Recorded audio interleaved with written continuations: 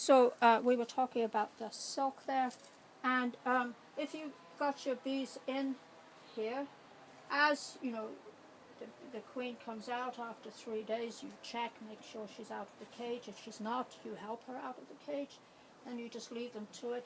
And because they've got so many bars here, you may not have to go in for 2 weeks probably, or you'll have to look. But I would look within 10 days, 2 weeks to see how they're doing, because usually right at the beginning in a new hive they pretty much go gangbusters, and they'll be making that beautiful catenary curve with their honeycomb in there, and the honeycomb of course is the bones of great bee.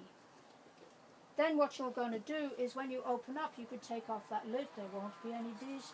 You can lift these bars at the end, because nobody's down here, because you've got your divider here.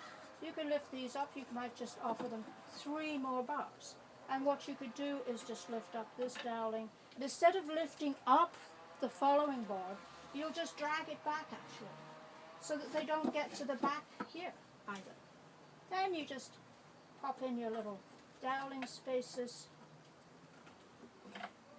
put your bars in, offer them more space, and so you go until you get to the whole hive, at which point this divider will be right at the end. You'll keep it in there, because then you're going to have a nice lot of wiggle room when you want to open up the hive later on and really do a big inspection, which is easy to do. It's not very easy to do what I just did when there's honeycomb on the bars, I must say. You just got to be more gentle. I'm just showing you quickly here, not to hold you up here. So that's that. That's the dimensions are simple.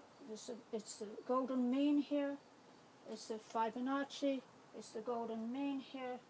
You have the woods of birch, which are the ones that correspond to Venus and bees and copper.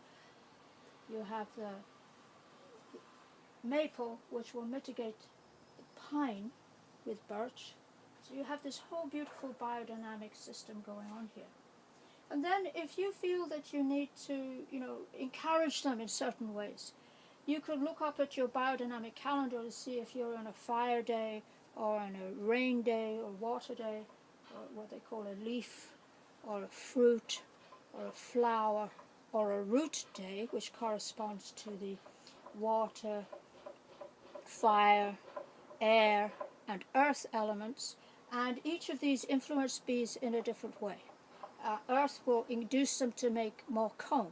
So if you wanted to just influence them a little bit, all you actually have to do is take out the doweling that is open the hive for them. You don't have to break the propolis seal or lift the bars, which is rather invasive really. You could just open up here and bring that influence in for a little bit, see how they're doing, make sure they're having some response to your invasive attitude, and go from there. So this is the hive, temple hive. If you'd like to make one, please do. It's very easy actually, for especially people who know anything about carpentry. And if you want to make them for other people, go ahead. But perhaps you would like to tithe some of your income from the hive to Green Dragon Temple at Green Gulch Farm on 1601 Shoreline Highway in California, and make an offering to the temple if you're going to make these for other people, please.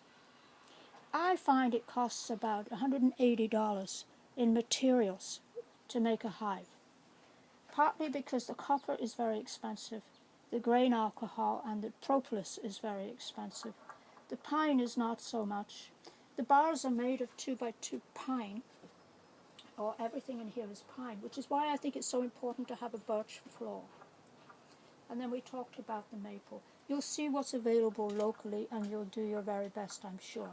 So many blessings upon you and your bees. Thank you. This is Temple Hive.